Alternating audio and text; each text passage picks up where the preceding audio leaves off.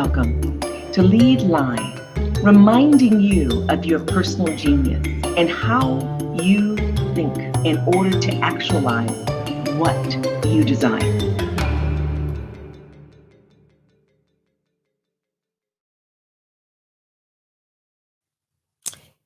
It's an honor to be here with you today.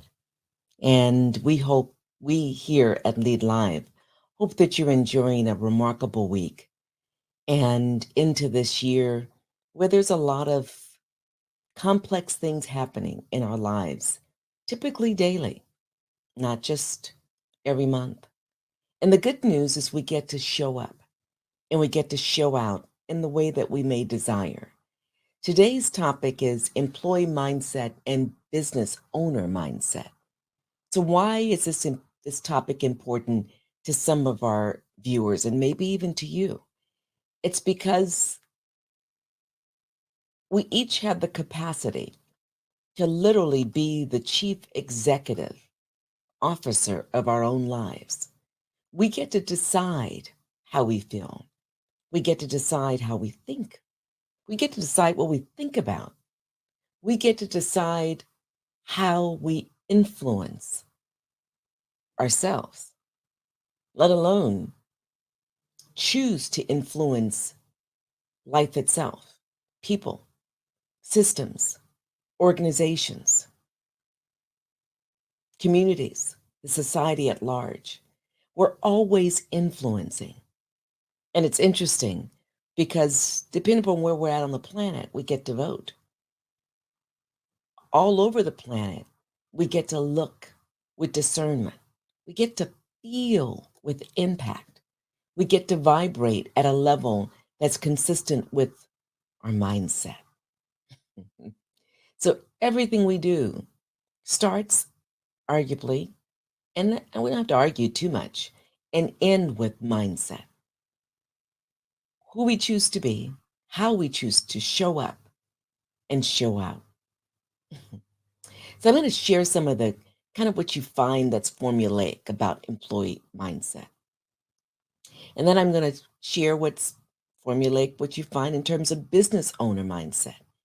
And yet I want to go deeper because, quite frankly, some of the, whether it's rhetoric or even research that's well grounded, only touch the tip of the iceberg as it relates to an employee's mindset and a business mindset. And yet I know employees, and some people said I was one of those individuals when I was an employee who functioned so much as though they were owning the business that they were part of.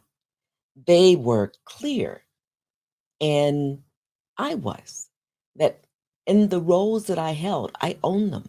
As long as I was in that role, and you know this, as long as you're in the roles you're in, you're responsible for showing up with integrity and showing out to ensure the success or successes of that unit, that division, that organization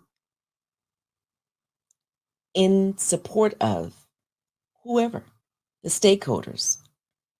Stakeholders be their community members in an educational setting, students, fellow educators, in corporate settings, all the different professionals across that corporate setting.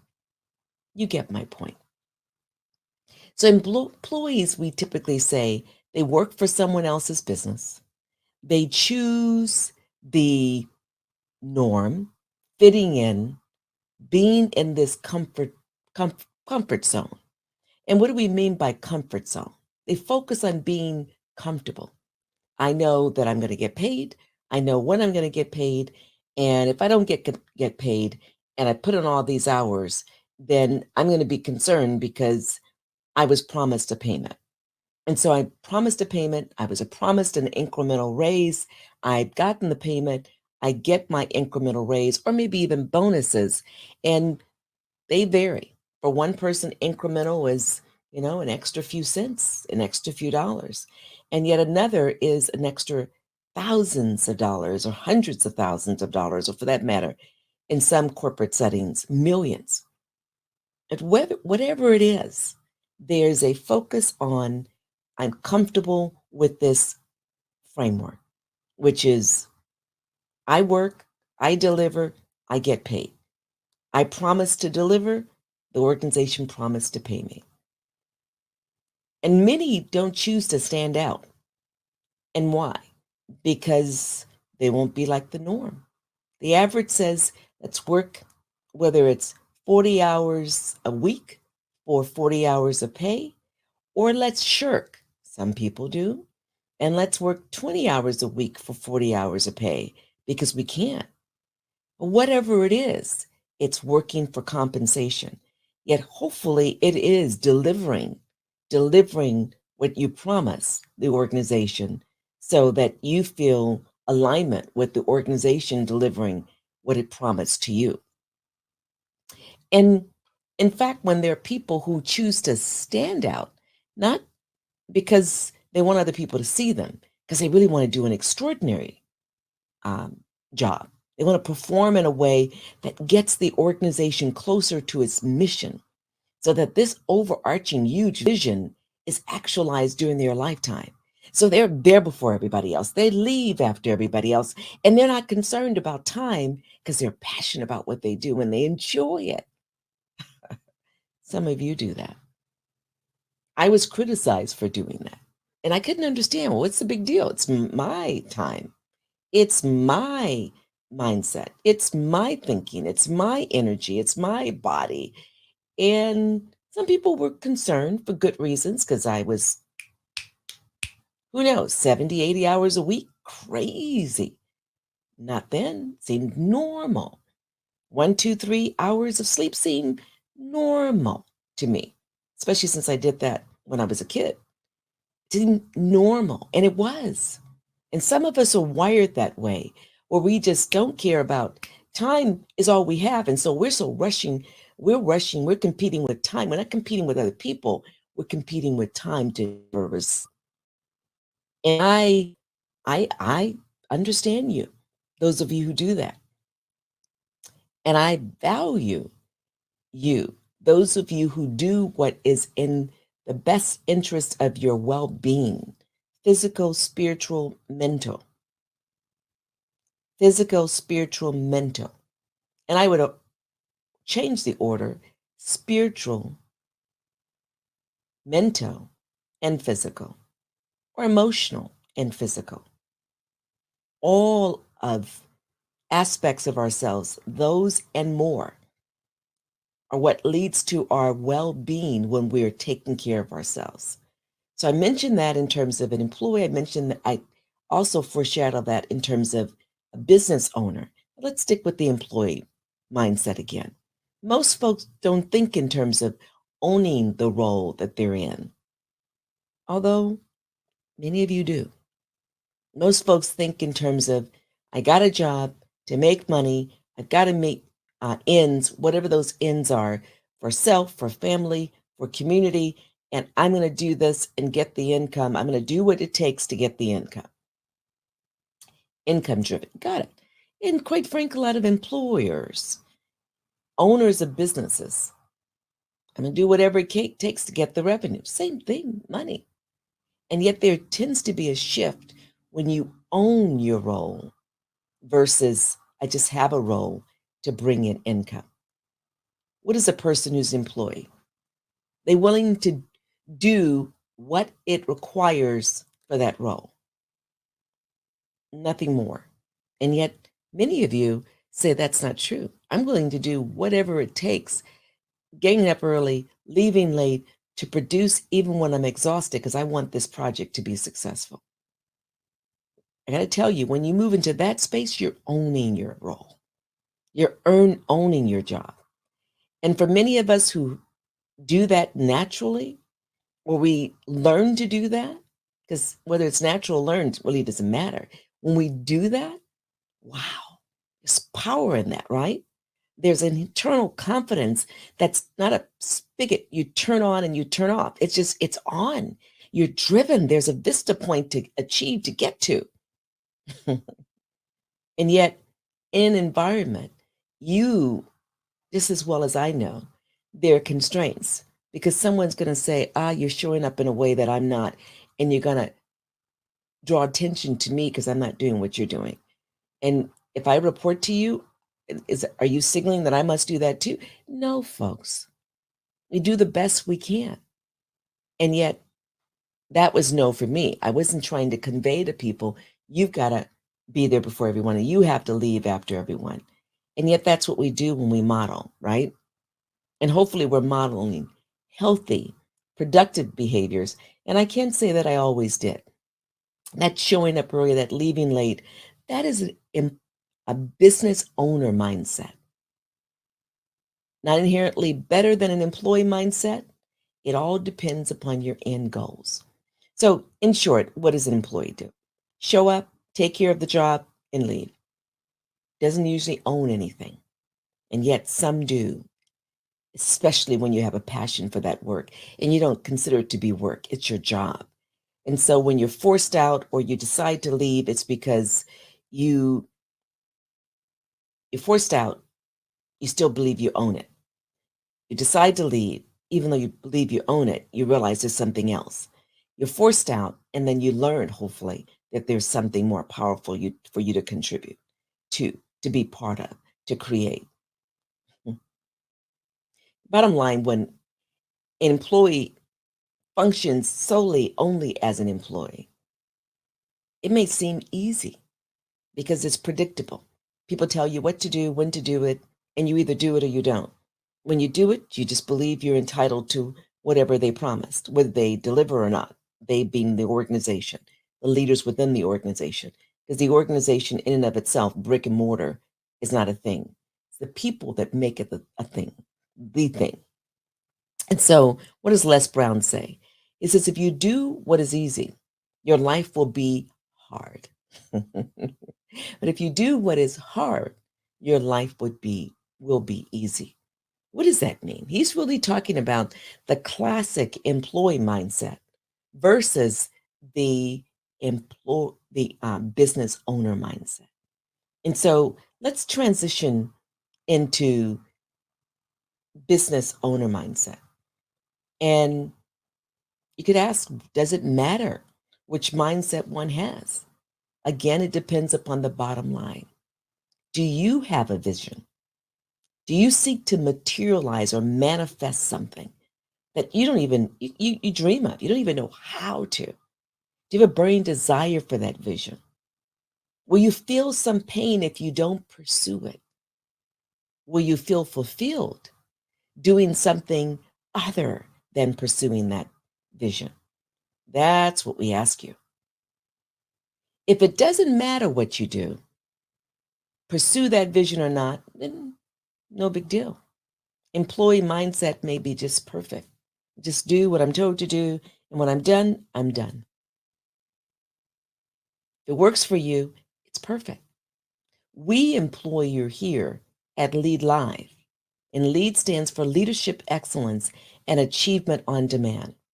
We encourage you to really seriously investigate why you are alive, why you are living. Humbly speaking, we believe it's about growth. And the moment we stop growing, many people, women and men across probably time itself, have said if you're not growing, you're not really fully living. And there's no challenges in life, you're very comfortable. And then all of a sudden, you find your body begins to atrophy. And someone says, diagnose you as this with this problem or that problem. And before you know, you've got to address something that's a problem. And your body is just atrophying and it's transitioning out of this life. But what if you just decided in the instance you have now, wow, I want to grow. Wow, my goodness, it's painful to move now. Oh, ouch, ooh, ouch. And then you stretch and then you exercise and then you exercise the mind by taking in stuff. It's like, oh, this is dreary. And before you know it, you're like that athlete, that stellar athlete. You're like that stellar engineer, that remarkable attorney, that exceptional scientist, that medical doctor who's a surgeon, like a gentleman I met recently, who understands the nature of the body and loves the process of being in sync with the healing nature of life itself. Wow. You wake up out of your fog. You choose to lead with distinction in your own life. It doesn't matter if anyone knows what you're doing. In fact, I find it intriguing when people don't know what I'm doing, and then I knock it out the park. And I, I play games with myself. And I think, as dark as I am, beautifully dark as I am, that uh, I'm also not so transparent, even though I know as equally as dark as I am, this is redundant, I'm equally transparent. Someone brought that to my attention recently, talking to someone I think I've met before, and who's doing remarkable things in a particular industry. And so I seek his counsel. I want to learn. Tell me how you do what you do. And he said to me, he's trying to get me off the phone. I understand. People are busy. I gave me short answers. I said, well, let's just set up time. 15 minutes. We don't need to do any more. I have a series of questions I can ask you one after the other. So the person began to get a little intrigued. Well, tell me a little bit about your background. I said, well, recently in this area I was, and then he says, oh my God, you're a legend. I'm like, excuse me. He's gone from dismissive, let's get you off the phone, but I'll be kind and respectful, to, oh my God, you're a legend. And then I said, well, what do you mean by that? And so without going into all those details, what was curious is that I was aware consciously. So certainly if I go back and look at what I did, I know what I did. But I was not aware of the impact that individuals who arguably wouldn't really know me, I don't know them well. I know their name, I know their position, I'm contacting them, would see the power of what I've done. And then be able to say, oh my God, in this area, you're a legend. I'm like, okay, very uncomfortable, but tell me what you mean, because I want to appreciate that. I want to appreciate your statement. And he went from, let's get you off the phone, to, I need to meet with you. And it was awesome. It felt good. It felt weird. The power of having a business mindset. You're no longer focusing on everybody's awareness. You're focusing on getting to the vision that you have, because that burning desire presses you to do it, even given there's nonsense happening around you or even to you, because you're pursuing it with vigor. You're pursuing it with an unwavering focus. In fact, you can't even see anything else. When people hit you over here, you're like, oh, okay, I got to take care of that. Okay, let me just make certain that they feel okay. And before you know it, you're at your vista point. And then you stop and you realize, oh my God, I'm in pain. I got all these shots at me. In fact, some of them hit. Why was that? I'm doing this for all of us. The point is, whether that happens or the miraculous, where people stop you in the streets and they're like, oh my God, you did this, you did this, you did this. And you're like, your head spinning like, okay, because ego wasn't driving you. You left that in the shower, you left that in the bedroom, you left that wherever, in the kitchen after you ate, You were pursuing something that was grander than just you. That's the power of a business owner. Where you're building something that people need. And the degree to which you do it with, oh wow, fire in your belly, where your butt can't sit. You got to stand. You got to figure out a way. If you need to put piles of books up so you can stand and get the information to people, through your computer, you are going to do it. If you need to run around, if you need to stay at the office 24/7, if you need to sleep on the floor, or you bring in your sofa and you sleep on your sofa and get up and get it done, you're going to do that, because it's not about comfort, which is typically what an employee focuses on. It's about passion. And in fact, the more discomfort, the more your butt moves. And quite frankly, what is growth if not experiencing increasing levels of discomfort when you get to the place where you're in the zone? Oh my God, there is no discomfort. And yes, there's bullets firing and there's things happening, and and there's greatness happening all around you, it's not all bad. It's not all good. It's a combination thereof. And then you go, phew, you're into the manifestation of your vision. You're like, I knew it. I saw it years ago. I saw it months ago. I saw it instantaneously. And it manifests, not surprising. And then you're so fired up, you're ready for the next pursuit because the vision was so big, it allowed you to create another pursuit. Or you've achieved the vision and you're like, oh my God. In fact, thank you, Great Spirit. To all the ancestors, feel so honored. So whether we're into the Bhagavad Gita, or we're into the Quran, or into the Torah, into the Bible, or you can go on and on and on. There's so many religious texts all over the world. And at the core of most that I've read, actually all that I've read, are some fundamental truths. We experience what we think about. We decide, we experience. We imagine, we're creating. We reason, we have a particular perspective, we're manifesting. We're imagining, and we see it, and we enable other people to experience that manifestation. That's the power of a business owner who has a vision. And let's be clear, not all employees fall into this just comfort zone. That's why I gave the example of people being an employee and having a business owner mindset where they're knocking out the park. And not all business owners are knocking out the park. Some of them have defaulted, and I'll say us as a in a world context of humans, have defaulted to comfort.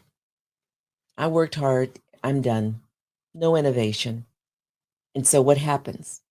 As some of us learn in formal settings like a business school, like Haas at UC Berkeley, this whole notion of organization demography, the birth, the lifespan, and the depth of organization. And some people think, oh, I built it. They came, they will always come.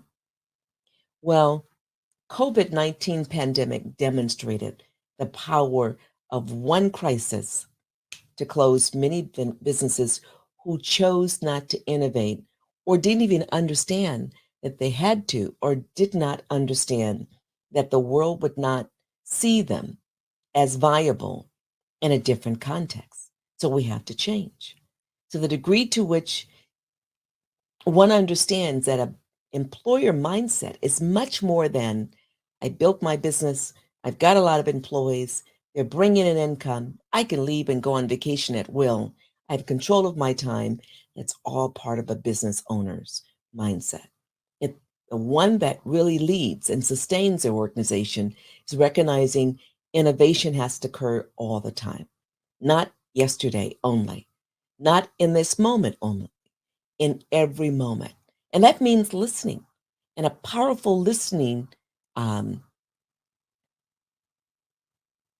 context is listening to those with whom you work and not assuming that you know it all. In fact, just the inverse, knowing that you don't know it all. You know what you know.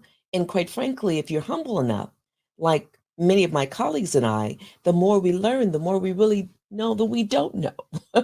Doesn't mean that you don't move. You move with what you know, and then you move with what team members know, folks with whom you work, folks who work in support of the organization. Encourage them to have a business owner mindset where they're aware of the vision. They ask questions about the vision. They actually challenge the vision so that it is exacting. And then they make certain the mission definitely aligns with the vision and ensures the actualization of the vision at some point, because it's so big, it's going to take a while to get there. And then the core values of the organization align with the vision. of appreciation, of respect, of engagement, of integrity, of collaboration, of diversity, of you can go on and on. What are accountability? What are the values of your organization? Or back up, what are your own values that you bring to the organization? Again, whether you're an employee or a business owner, and yet the business owner that gets this well encourages every employee, every professional with whom he, she, they work, whether they're contractors and not employees of the organization, encourage them to clarify their own set of values to ensure synergy, to ensure alignment, to ensure that the collaboration can be done in a meaningful way that leads to actualizing the mission, manifesting the mission, and actualizing that vision. So, do you care about how you spend your time? Does it matter to you to be in control of your time? Hmm. So, while either mindset may work for a person, one's needs and wants will determine if one or another mindset is best. So, do you want to be free to dictate your time? Do you want to be in control of deciding how the organization runs?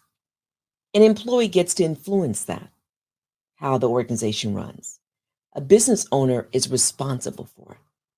Well, you can be a business owner mindset as an employee and help decide, but recognize that there's a limit. Because ultimately, the decisions are made by if there's a board, chief executive, and other executives in the organization. Well, you may be one of those executives. But even as an executive, there's a limit if you don't own that organization. Are you worried about your paycheck only? Are you working for a company with the intention of acquiring a permanent position someplace else? Is your heart there? So, someone had this list. I'm going to go down. It's kind of ridiculous, and there's kernels of truth throughout it. Employees think without starting, constantly thinking, well, what about this? What about this? What about this? Employees start without thinking. Simplistic, but I get the point. Employees restrict their future growth about thinking about literally perfection and different skills.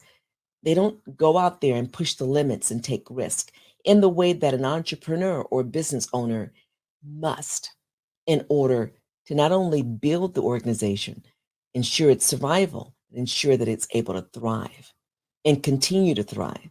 So success is not static. Success at one point in life could be remarkable. It has nothing to do with the future. If you stay stuck there, you're likely maybe functioning, even though you own the organization, like an employee who's seeking comfort and predictability rather than that business owner that understands the only predictability is in her, his, or their own plans, right? Because life happens. What's the other thing? Employee waits for the right time. Entrepreneurs make without thinking about the right time. They just make it happen. They just move. Employees wait for someone to tell them to do something. So many thoughts come to mind of people with whom I've worked, of people I've observed, of people I've influenced as a coach, of people who are even in my family who've made statements, made it very clear they're an entrepreneur, business owner in their mindset, independent of whether they're a formal employee or they're running on their own business. And then I was shocked to learn that a family member uh, literally has a classic and is very aware, self aware.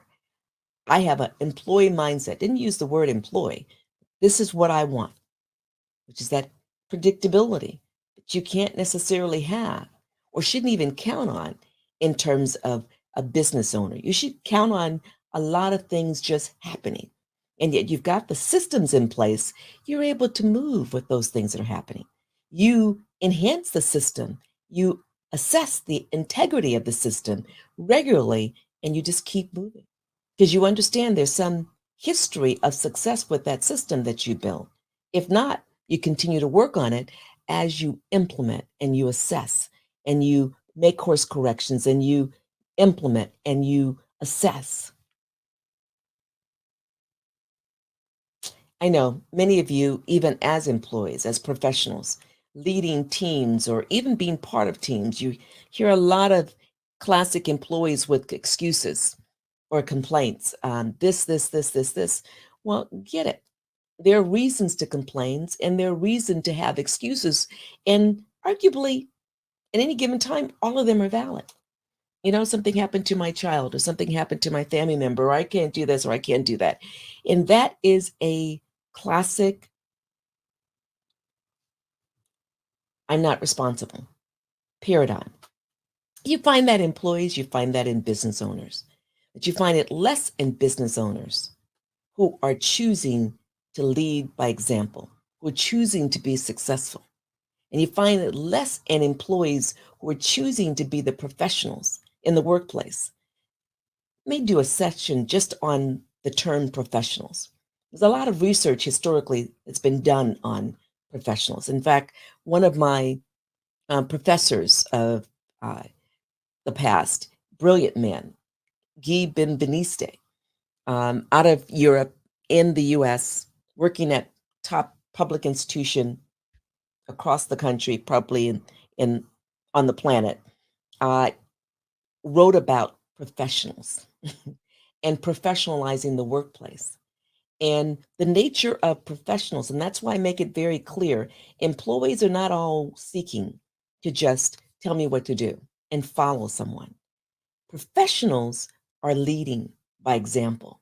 Professionals choose to ensure standards, high standards, increasingly new standards that people aspire to. And they may achieve them, but they constantly are moving the needle because there's a need to ensure a much more rigorous and effective and remarkable space in which people live. People say work. Well, people live in these roles. How much time do we spend serving other employers? How much time do we spend building our own businesses? So we need to change it from just work. We're living during time. And the degree to which we allow ourselves to live in healthy ways in our roles as employees, in our roles, leading our businesses. Oh my goodness.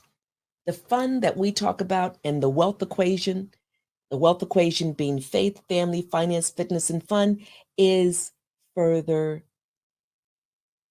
within reach.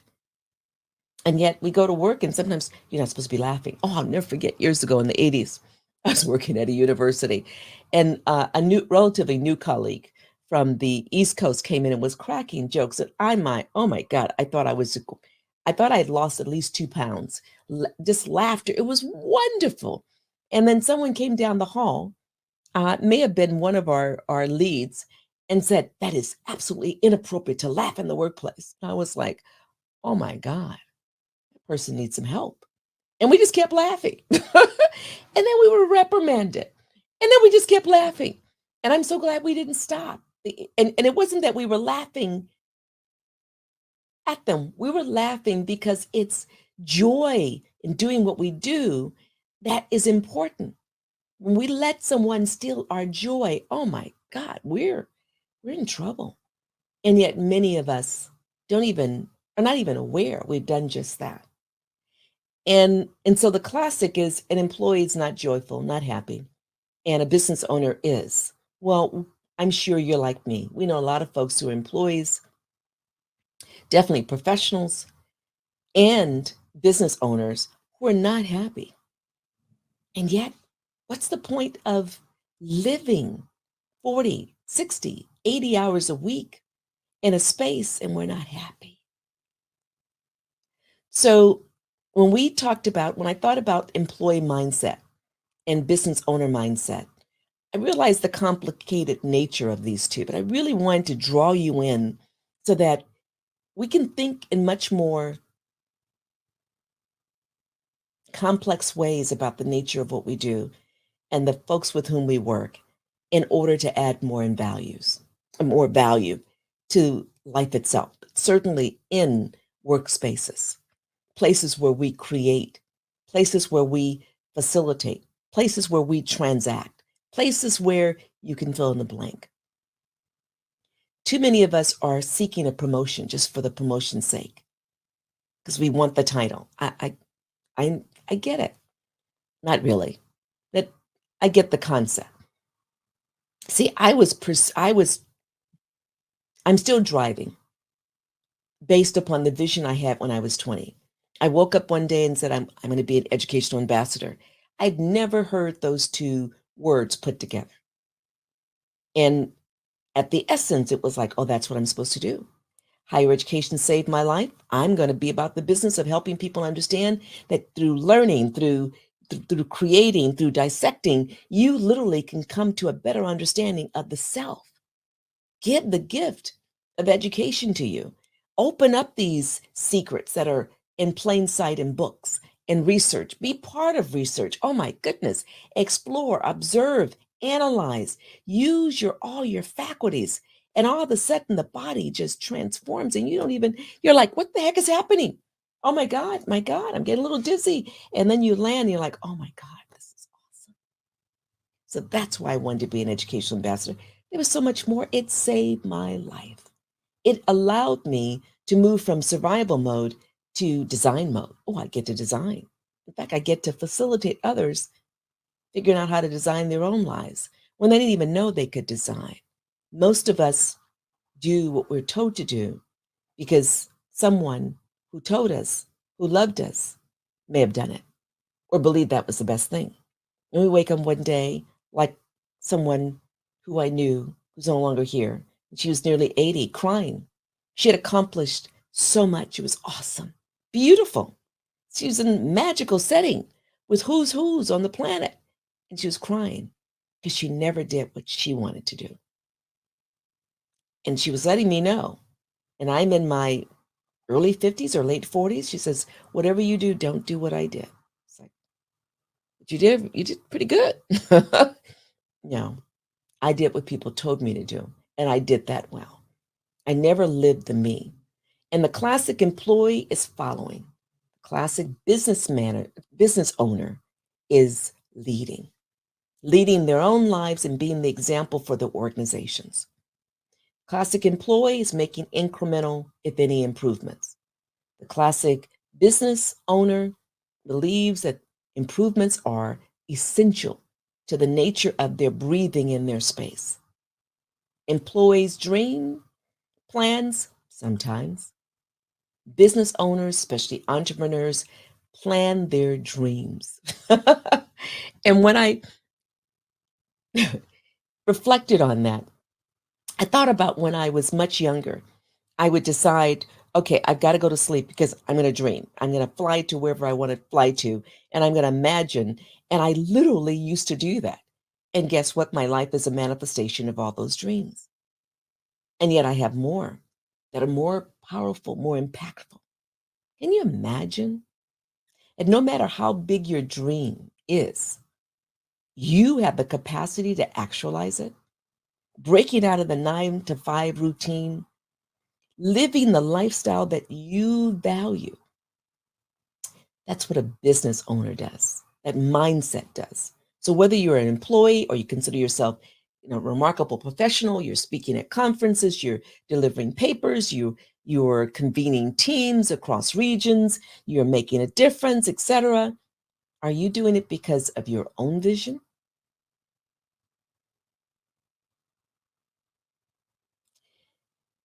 So let me summarize some things. We want you to level up. I can talk more about employee being frustrated, with permanent status and a particular role. I can talk about employees typically insecure because they don't know if they're going to have their job next month, next year. Those are real. I can talk about the entrepreneur or the business owner by comparison has freed themselves of insecurity in the extreme. They make what they need to secure their future. They don't expect someone to secure it for them. And I could also say, well, there's professionals in the workplace who are doing the same thing. They've got multiple gigs. Okay. They're leveraging multiple sources of income with their business on the side and working for someone else and doing something else. All that I can say. Ultimate reality is that employees, entrepreneurs, business owners can all be working hard. The value is having the business owner mindset of working smart, being much more strategic, leveraging, leveraging, leveraging, leveraging. Can't emphasize that enough. So level up. And what else do I want to highlight and point out? And that is when we're doing what we're doing, always, always, always recognize that there's a process that allows us to decide, decide, decide. Yes, we may blame on other people who we are, why we are. We think about whatever we're experiencing, good, bad, or indifferent. Indifferent may be very uncomfortable state because we're comfortable, but we're uncomfortable being comfortable. So go through a process, whether it's this visual of looking at options, deciding, and then acting and evaluating the success of that particular option that you chose and reevaluate that situation. Go through that process. But remember, at the end of the day, I love what George Michael said. Brilliant, insightful, giver in ways that most people didn't know. Oh my goodness, all the time. Living his own truth, also his own pain. He says, you'll never find peace of mind until you listen to your heart. So we're talking about mindset, yet I want you to understand that mind is in every cell of the body. Mind is in every cell of the body. In fact, we don't even know where the mind rests. We know that it emanates, it vibrates. Scientists find that it literally it energetic forces outside of the body, far outside of the body. In fact, the mind can go all over the planet and remote view. Yes, folks, could see what's happening across the planet. As so many folks have been doing that for years. In fact, governments have been leveraging remote viewing to inform a lot. This is not anything that's weird, that's sci-fi. It's real. So the mind is powerful. And there's at least two components. There's many more. But there's a conscious mind and there's a subconscious mind. So what's the deal about the conscious mind? There are 5 mental tools. Excuse me, there's 5 senses and there's 6 mental tools. The senses gives us this illusion or delusion that we know what's going on. I smell it, I taste it, I feel it, I see it. It must be it, I hear it. But what if all those things are just contrived? When you go to the mental tools of intuition, yes, it's a mental tool. When you go to the mental tool of reason, of perception, and then others, imagination, memory, what you find is that, oh my God, I can flip all those sensory faculties around and experience something that I've only imagined. Everything starts and ends with imagination. Let's be clear. And so when I say heart, mind connection, that mind, the mental faculties are the intellectual tools. They are it's part of the thinking mind. There's another part of the mind that's a subconscious mind. It's the feeling mind. It's the emotional mind. It is the heart connection to the intellectual mind. So when you read this, I want you to be thinking about the mind, the emotional mind that drives the vast majority of our behavior, our heart-mind connection. Most of what we do every day is not based upon just deciding until we do what we decide. Because the wiring is to go to our emotional mind, which says, oh, don't worry about it, you can do it tomorrow. Oh, there's this great food, let's go eat that. Oh, we got to go talk to this person. Before you know it, the day is over. Oh my God, where did 8 hours go? Where did 15 hours? Where did 18, 20 hours go? I got to sleep 2 hours. I got to get up, get up. Oh, I slept in. I got to go meet. Oh, I got to reschedule. The emotional mind is driving our behavior all day long. 95, 99%. That is until and unless we use those mental tools to shift things. And that means we establish new habits that will be initially hard. Because who are we but our habits? And our habits are driven by the emotional mind. So we change the habits one or two at a time. Don't overwhelm the system. And then all of a sudden we begin to creep forward where that new habit has been installed at the subconscious level. And all of a sudden we're getting different results. We've changed what we've done. And we're getting closer. We may not be there magically in a day or in 3 days, but quite frankly, we can be there almost in an instant. What else do I want to share with you? This notion of whether it's employee mindset or business owner mindset, starting off as an entrepreneur or going directly into a business, purchasing a business where you already have the systems and the people in place. The difference to ensure success is that you move from a fixed mindset into a growth mindset. Or ideally, you're already in a growth mindset that led you to want to lead with distinction as an employee or professional, or lead with distinction as a business owner. And you sit there. Challenges help me grow, growth mindset. I like to try new things, take a bit of risk. And failure, I need to fail forward in order to experience increasing levels of success. Rather than I give up when frustrated, or I change my mind when I'm challenged because I don't like being challenged. I don't like being controlled. Well, let me just tell you something.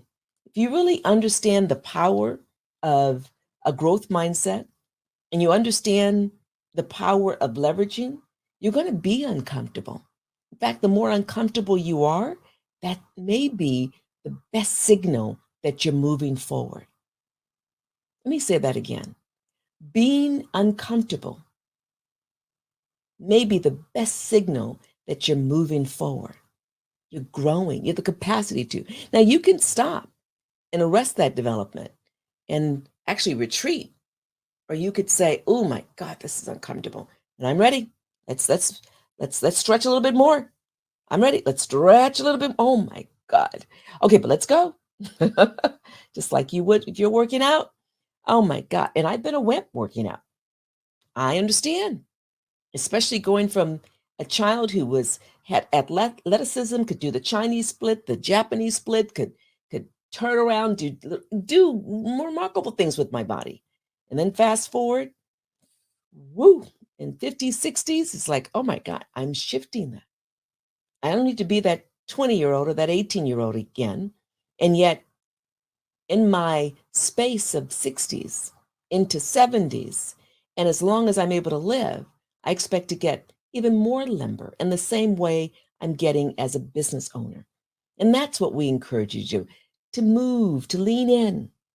Yes, I mean, if something is a little bit scary, you can just retreat slightly, but just go back. It's still going to be scary, but go forward. May even be fearful, but you know what's the opposite of fear? Faith.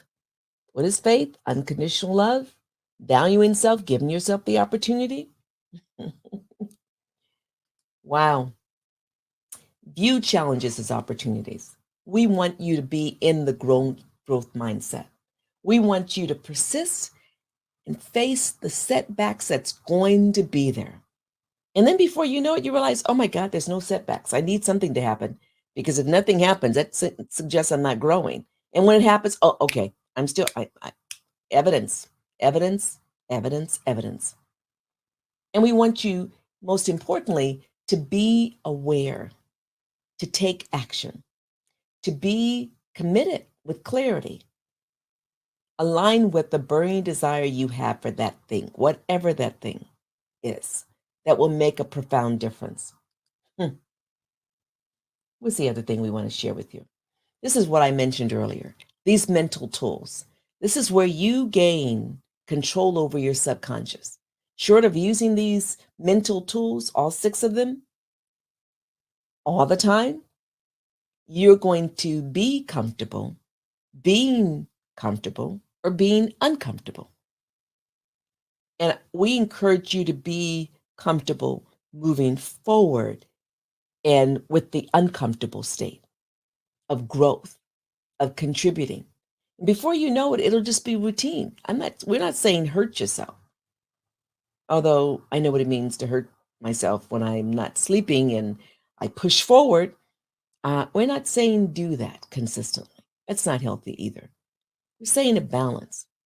In fact, we're saying much more.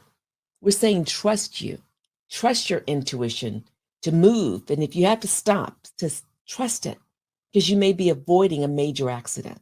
Heck, you may be avoiding an accident that harms other people. Trust your intuition.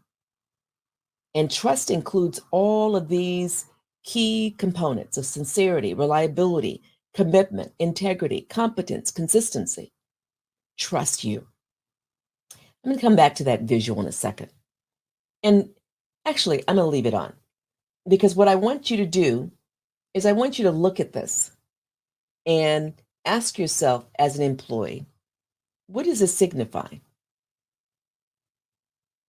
You have a job, represents people who have a job, they have 5% of the wealth on the planet, certainly in the US. People who own a business represent 95% of the wealth. They have it, right? People who are self-employed, they own a job. People who are employees, they have a job. Owning a job and having a job are two different things. And yet being on the left side of this quadrant, more than just producing income, it's literally about ownership. Do you own or not?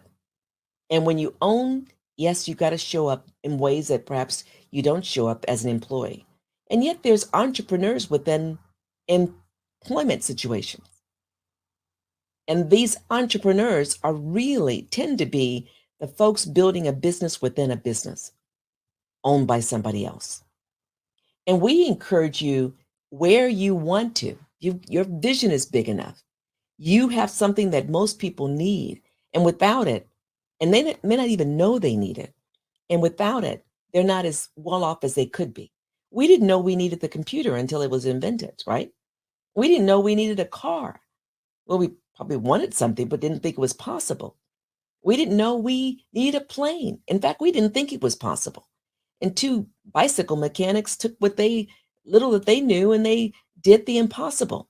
Even though there was a guy being paid lots of money, in today's dollars, millions of dollars from the government to build it. He was not successful. And these 2 bicycle mechanics built that plane. Why? Because they had a vision. Why? Because they had a burning desire. Why? Because they were committed. Why? Because they were consistent. Why? Because they persisted. Even when people taunted them and said, come on, give it a rest. And much more that we don't know about that happened. The business owner owns what they're doing, and they own a system that they may have created or system that they adopted. The franchise owners of McDonald's, et cetera. What do? They purchased a franchise. There's a system. And the assumption is you run the system, you're going to be successful. And people tend to buy franchises that are successful. Makes sense, right?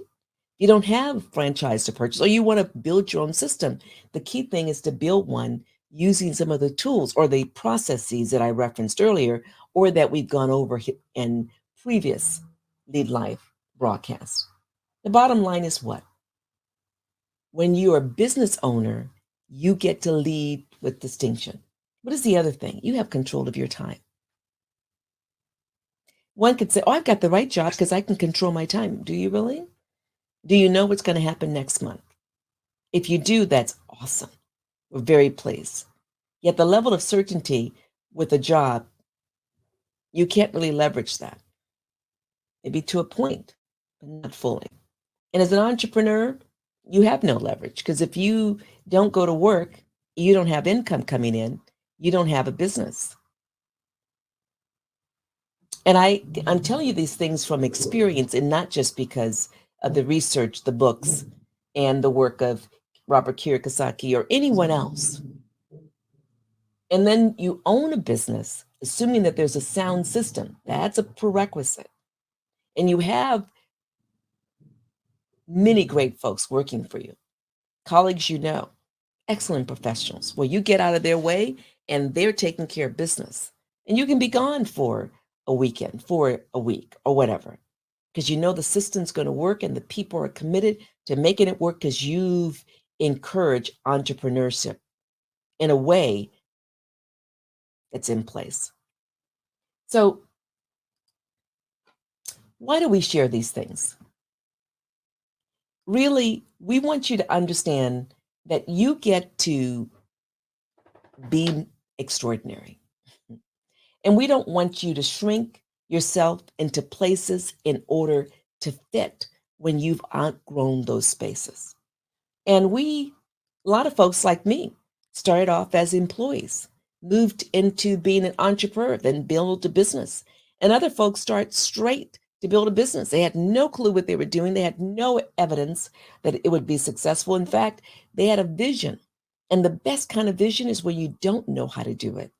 And you don't even have evidence of its success. And yet you have sufficient burning desire, and you can see the power of its impact on countless people, and people need it. Well, if you are one of those folks, we encourage you to pursue just that, to pursue that business, the possibilities, however you need to do it. We encourage you to pursue it with integrity. What is that? The possibilities of a business mindset. Zig Ziglar said, you can have everything in life you want if you will help enough other people get what they want. So if your business is about creating something to help other people get what they want, there's so many examples. In fact, all of the large corporations, they're large corporations because so many of us want what they're giving. In fact, so many of us are purchasing what they're giving. Even if it's a distribution hub like Google online, or a distribution hub like Amazon, you can go on. We're leveraging because someone built something. You have something in you, and we encourage you to build it out, to leverage other people to build it up. And remember, no one made it alone. No one made it without guidance, even if they never met the person who was providing them guidance because they got it in a book. They got it in a book like this, Think and Grow Rich, where some fundamental truths about desire, faith, auto-suggestion, specialized knowledge, imagination, organized planning, oh my goodness, decision, persistence, power of the mastermind, the mystery of sex transmutation, the subconscious mind, the brain, the sixth sense, how to outwit the six ghosts of fear. I kept this in the area of organized planning because that's the miracle that gives us the blessings. Making a decision and going all out. Business owner mindset. You know you're working with intention. You know you're growing. You know that you've created a business plan. You're not managing staff because that's how you break people. You're leading staff. You're setting with your team. In fact, you're getting out the way and let them set the strategies that they themselves implement. You are ensuring the right kind of resource base, not just human resources, fiscal resources, facilities resources, technology resources, etc., that are necessary. Capital. human capital, other kinds of capital. You're creating plans that will ensure people are aware of what you have and why it's relevant to their lives. You're providing quality customer service. You're continuing hiring professionals, employees. You're updating your business plans. You're managing things. Wow. You're doing so much more. You understand that ultimately you're impacting communities, not just the local community. It reverberates. Hmm. You're constantly assessing your own efficacy. You're receiving feedback. You're doing what some of us love to do, 360s. And I know some people don't like that. They don't want anyone to give them feedback. But the powerful folks, they want feedback. They want feedback about what's good, what's bad, what's indifferent. And the indifference may be that space of comfort that we need to jar ourselves out of. You value equity, and not just in terms of ethnicity, gender, ideas, insights, opportunities. Yes, you're becoming increasingly even more and more and more and more and more, and you can continue prestigious because it's not about you, it's about the business adding value. Prestige comes from real value. The esteem of all within the organization grows, and not just the owner of that business. And so you understand there could be instability, life happens, the economy happens, and yet you're forecasting and you're building in safeguards to ensure that things don't erode. There's something that my team and I do, and I'll wrap this up and just share this very quickly. We understand the power of executive bonus plans beyond the obvious, not just for the executive, for the organization, akin to also key employee insurance. We understand succession planning. We understand a myriad of things that too many businesses take for granted and say, oh, we don't need it. We got it. We got it. We just need this. We just need that. But we don't have the full complement because we don't need it until you need it. The reason why a lot of organizations did not have an issue during COVID-19 pandemic and didn't have to rely on government support, and although people, I'm so pleased that there was government support that was woefully inadequate for most businesses, especially small businesses didn't make it as small businesses, is because they had the kind of insurance for their organizations. They paid a small amount, they got a major windfall. Who could anticipate COVID-19, 2019 pandemic? Who could have? Well, some people say, oh, we did. I did. Fine. The vast majority of us had no clue, and certainly not the consequences. And for those who suffered through it, we're so pleased that you're able to be on the other end of it. And we understand that some people are still in the space of suffering.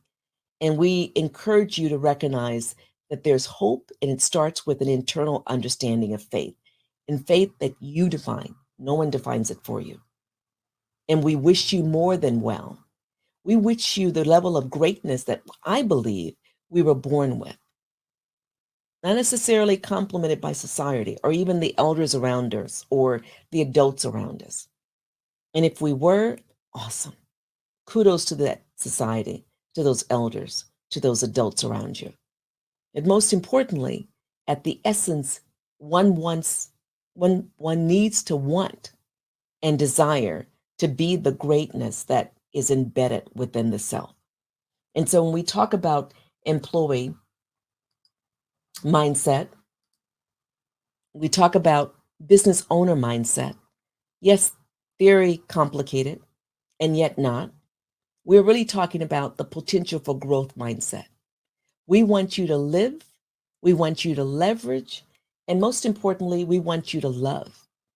And as we close out this in gratitude and share how you can contact us, we want you to remember your capacity to exceed even your high expectations. As a professional in a workplace that you own, or as a professional in a workplace that you help build. Your capacity far exceeds what others know, and typically even what you know. Invest in your own growth continuously. And then you could say, without a doubt, I'm living. We honor you. We wish you the best. And we encourage you to remember, live, leverage, love. Be the example you envision. Why don't?